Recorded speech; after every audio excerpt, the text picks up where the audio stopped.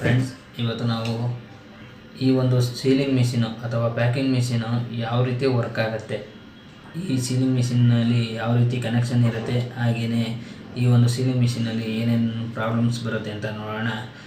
ಯಾವ ರೀತಿ ಯೂಸ್ ಮಾಡೋದು ಅಂತ ನೋಡೋಣ.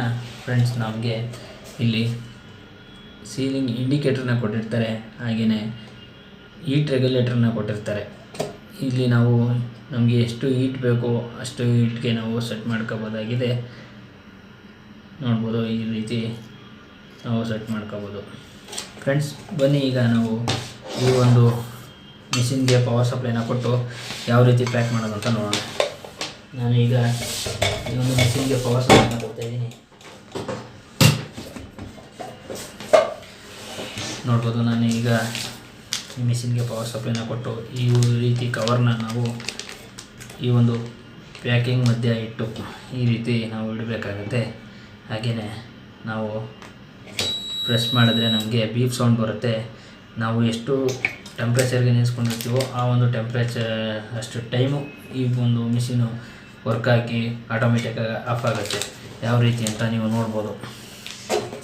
ಇಲ್ಲಿ ನಾನು ಇದನ್ನು ಪ್ರೆಸ್ ಮಾಡ್ತಾಯಿದ್ದೀನಿ. ಈಗ ನಮಗೆ ಇಂಡಿಕೇಟ್ರು ಬಂದು ಆಫ್ ಆಗ್ತಾಯಿದೆ. ಇನ್ನು ಎಷ್ಟೇ ಟೈಮ್ ಹೇಳಿದ್ರೂ ಇದು ವರ್ಕ್ ಆಗೋಲ್ಲ. ಹಾಗೆಯೇ ನಾವು ಇಲ್ಲಿ ಟೈಮಿಂಗ್ಸ್ನ ಜಾಸ್ತಿ ಮಾಡ್ಕೊಳ್ಳೋಣ. ಹಾಗೆ ಪ್ರೆಸ್ ಮಾಡಿದ್ರೆ ನೀವು ಇಲ್ಲಿ ನೋಡ್ಬೋದು, ನಮಗೆ ಈಟಿಂಗ್ ಟೈಮು ಜಾಸ್ತಿ ಇರುತ್ತೆ. ಫ್ರೆಂಡ್ಸ್, ಬನ್ನಿ ಈಗ ಒಳಗಡೆ ಯಾವ್ಯಾವ ರೀತಿ ಕನೆಕ್ಷನ್ ಇದೆ ಅಂತ, ಈ ಒಂದು ಮಿಷಿನ್ನ ಯಾವ ರೀತಿ ರಿಮೂವ್ ಮಾಡೋದು ಅಂತ ನೋಡೋಣ.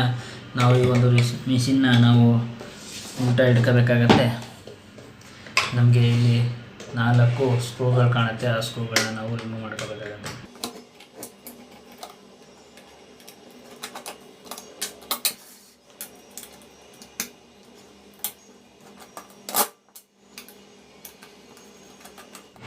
ಏನೇನು ಪಾರ್ಟ್ಸ್ನ ಕೊಟ್ಟಿದ್ದಾರೆ ಅಂತ ನೋಡೋದಾದರೆ, ನಮಗೆ ಒಂದು ಸ್ವಿಚ್ನ ಕೊಟ್ಟಿದ್ದಾರೆ.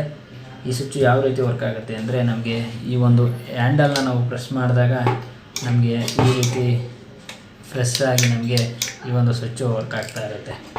ಹಾಗೆಯೇ ನಮಗೆ ಒಂದು ದೊಡ್ಡ ಟ್ರಾನ್ಸ್ಫಾರ್ಮರು, ಹಾಗೆಯೇ ಒಂದು ಸಣ್ಣ ಟ್ರಾನ್ಸ್ಫಾರ್ಮರು, ಒಂದು ಮದರ್ ಬೋರ್ಡು, ಹಾಗೆಯೇ ಸ್ಪೀಡ್ ಕಂಟ್ರೋಲರು, ಒಂದು ಇಂಡಿಕೇಟರು, ಹಾಗೆ ಒಂದು ಇಲ್ಲಿ ನಮಗೆ ಕಾಣಿಸ್ಬೋದು ಒಂದು ಬರ್ಜರ್ನ ಕೊಟ್ಟಿದ್ದಾರೆ. ಬರ್ಜರ್ ಏನು ಕೆಲಸ ಮಾಡುತ್ತೆ ಅಂದರೆ, ಈ ಒಂದು ಹೀಟಿಂಗ್ ಕಾಯಿಲ್ ವರ್ಕ್ ಆಗೋ ಟೈಮಲ್ಲಿ ನಮಗೆ ಸೌಂಡ್ ಮಾಡುತ್ತೆ.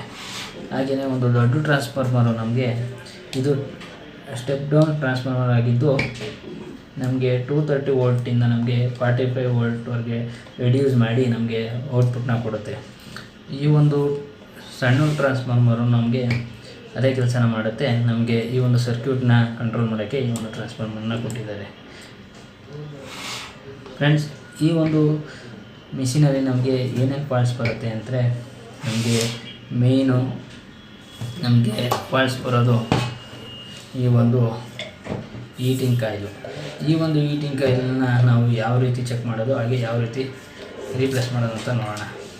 ನಾನು ಈ ಸೈಡಲ್ಲಿರುವ ಒಂದು ಸ್ಕ್ರೂಗಳನ್ನ ರಿಮೂವ್ ಮಾಡ್ಕೊತಾ ಇದ್ದೀನಿ. ನೋಡಿ, ನಾನು ಸ್ಕ್ರೂಗಳನ್ನ ರಿಮೂವ್ ಮಾಡ್ಕೋತೀನಿ. ಇಲ್ಲಿ ನೀವು ನೋಡ್ಬೋದು, ನಮಗೆ ಈ ಒಂದು ಹೀಟಿಂಗ್ ಕಾಯಿಲು ನಮಗೆ ಪ್ರಾಬ್ಲಮ್ ಬರೋ ಚಾನ್ಸಸ್ ಇರುತ್ತೆ. ಈ ರೀತಿ ನಮಗೆ ಈ ಒಂದು ಹೀಟಿಂಗ್ ಕಾಯಿಲು ಬರ್ನ್ ಆಗಿ ನಮಗೆ ಹಾಳಾಗೋ ಚಾನ್ಸಸ್ ಇರುತ್ತೆ.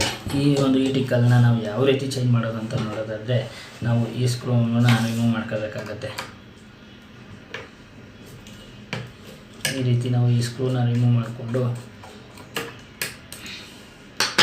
ಈ ಸ್ಕ್ರೂನ ನಾನು ರಿಮೂವ್ ಮಾಡ್ಕೊಂಡಿದ್ದೀನಿ. ಹಾಗೆಯೇ ನಮಗೆ ಇಲ್ಲಿ ನಾವು ನೋಡ್ಬೋದು, ಈ ಥರ ತೆಗೆದ್ರೆ ನಮಗೆ ಈ ಥರ ಇಲ್ಲೇನೂ ಇರಲ್ಲ, ಸುಮ್ಮನೆ ಲಾಕ್ ಮಾಡಿರ್ತಾರೆ, ಅದು ನಮಗೆ ಓಪನ್ ಆಗುತ್ತೆ. ನಮಗೆ ಈ ಥರ ಒಂದು ಹೀಟಿಂಗ್ ಕಾಯಿಲ್ ಸಿಗುತ್ತೆ. ಈ ಒಂದು ಹೀಟಿಂಗ್ ಕಾಯಿಲನ್ನ ನಾವು ಮಾರ್ಕೆಟಲ್ಲಿ ಪರ್ಚೇಸ್ ಮಾಡ್ಬೋದು. ಈ ಒಂದು ನಮಗೆ ಈ ರೀತಿ ಲಾಕ್ ಇರುತ್ತೆ. ಈ ಒಂದು ಲಾಕ್ಗೆ ನಾವು ಈ ಥರ ಹಾಕಿ ನಾವು ಇಲ್ಲಿ ಈ ಒಂದು ನಟ್ನ ಫಿಕ್ಸ್ ಮಾಡಿದ್ರೆ ಸಾಕು. ಇಷ್ಟು ಈಸಿಯಾಗಿ ನಾವು ಈ ಒಂದು ಹೀಟಿಂಗ್ ಕಾಯಿಲನ್ನ ನಾವು ರೀಪ್ಲೇಸ್ ಮಾಡ್ಕೋಬೋದಾಗಿದೆ.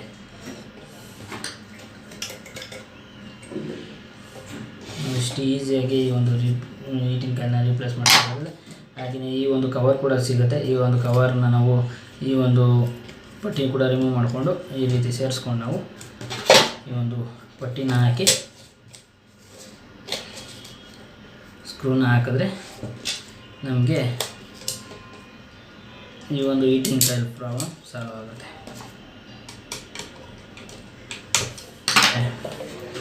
ನಮಗೆ ಈ ಒಂದು ಸ್ವಿಚ್ಚು ನಮಗೆ ಪ್ರಾಬ್ಲಮ್ ಬರುತ್ತೆ, ಈ ಒಂದು ಸ್ವಿಚ್ ಪ್ರಾಬ್ಲಮ್ ಬರುತ್ತೆ. ಹಾಗೆಯೇ ಇದು ಸರಿಯಾಗಿ ಪ್ರೆಸ್ ಆಗದೇ ಇರ್ಬೋದು, ಆ ಥರ ಒಂದು ಸಣ್ಣ ಪುಟ್ಟ ಪ್ರಾಬ್ಲಮ್ ಬರುತ್ತೆ. ಅದನ್ನು ನೀವು ನೋಡಿ ಏನು ಪ್ರಾಬ್ಲಮ್ ಅಂತ ಚೆಕ್ ಮಾಡ್ಕೋಬೇಕಾಗತ್ತೆ. ಹಾಗೆಯೇ ನಮಗೆ ಟ್ರಾನ್ಸ್ಫಾರ್ಮರ್ ಪ್ರಾಬ್ಲಮ್ ಕಡಿಮೆ ಬಂದರೆ ನಾವು ವೋಲ್ಟೇಜ್ನ ಚೆಕ್ ಮಾಡಿಕೊಂಡು ನಾವು ಇದನ್ನು ರಿಪ್ಲೇಸ್ ಮಾಡ್ಕೋಬೇಕಾಗತ್ತೆ. ಹಾಗೆಯೇ ಈ ಒಂದು ರೆಗ್ಯುಲೇಟ್ರು ಇವೆಲ್ಲ ಚಾನ್ಸಸ್ ಕಡಿಮೆ, ಆದರೂ ಏನಾದರೂ ಪ್ರಾಬ್ಲಮ್ ಅನಿಸಿದ್ರೆ ನಮಗೆ ಈ ಒಂದು ಹೀಟಿಂಗ್ ಟೈಮಿಂಗ್ಸ್ ಚೇಂಜ್ ಆಗಲಿಲ್ಲ, ಏನೋ ಈ ಥರ ಪ್ರಾಬ್ಲಮ್ ಆದರೆ ನಾವು ಈ ಒಂದು ಇದನ್ನು ಕೂಡ ಚೇಂಜ್ ಮಾಡ್ಕೋಬೇಕಾಗತ್ತೆ. ಟ್ರಾನ್ಸ್ಫಾರ್ಮರಲ್ಲಿ ನಮ್ಗೆ ಔಟ್ಪುಟ್ಟಲ್ಲಿ ನೋಡ್ಬೋದು, ನಮಗೆ ಫೇಸ್ ವೈರ್ನ ನಾವು ಮೇನ್ ಹೀಟಿಂಗ್ ಕಾಯಿಲ್ಗೆ ಕೊಟ್ಟಿದ್ದೀವಿ. ಈ ಒಂದು ಇದರಿಂದ ನಮಗೆ ಹೀಟಿಂಗ್ ಕಾಯಿಲ್ಗೆ ಕನೆಕ್ಟ್ ಆಗಿದೆ. ಹಾಗೆಯೇ ನ್ಯೂಟ್ರಲ್ ವೈರ್ನ ನಾವು ಡೈರೆಕ್ಟ್ ಗ್ರೌಂಡಿಗೆ ಥರ ಕೊಟ್ಟಿದ್ದೀವಿ. ಇದರಿಂದ ನಮಗೆ ಈ ಒಂದು ಸೈಡ್ನಲ್ಲಿ ನಮಗೆ ಯಾವುದೇ ರೀತಿ ಕನೆಕ್ಷನ್ ಇರೋದಿಲ್ಲ. ಇಲ್ಲಿ ಗ್ರೌಂಡ್ ಕೊಟ್ಟಿರೋದ್ರಿಂದ ಇದೇ ಗ್ರೌಂಡು ನಮಗೆ ಇಲ್ಲಿ ಕನೆಕ್ಟ್ ಆಗಿ ನಮಗೆ ಈ ಒಂದು ಹೀಟಿಂಗ್ ಕಾಯಿಲು ವರ್ಕ್ ಆಗುತ್ತೆ. ಕವರ್ನ ನಾವು ಯಾವ ರೀತಿ ಪ್ಯಾಕ್ ಮಾಡೋದು ಅಂತ ನೋಡೋಣ. ನಾನು ಈ ಕವರ್ಗೆ ಏರ್ನ ತುಂಬಿ ನಾನು ಪ್ಯಾಕ್ ಮಾಡ್ತೀನಿ, ಯಾವ ರೀತಿ ಪ್ಯಾಕ್ ಆಗುತ್ತೆ ಅಂತ ನೋಡೋಣ. ಫ್ರೆಂಡ್ಸ್, ನಾವು ಈಗ ಈ ಒಂದು ಕವರ್ಗೆ ಏರ್ನ ತುಂಬಬೇಕಾಗತ್ತೆ.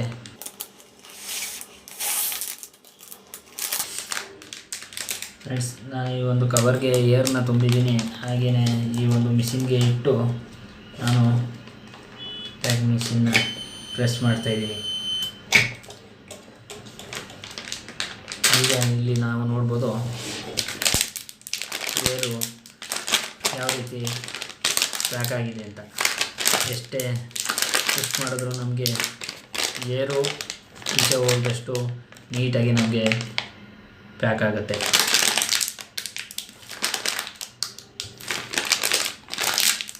ನೋಡ್ಬೋದು, ಎಷ್ಟೇ ನಾವು ಪ್ರೆಷರ್ ಹಾಕಿದ್ರೂ ಈ ಒಂದು ಏರ್ ಕೂಡ ಈಚೆ ಹೋಗದಾಗೆ ನಮಗೆ ಈ ಒಂದು ಸೀಲಿಂಗ್ ಮಿಷಿನ್ನು ಪ್ಯಾಕ್ ಮಾಡುತ್ತೆ.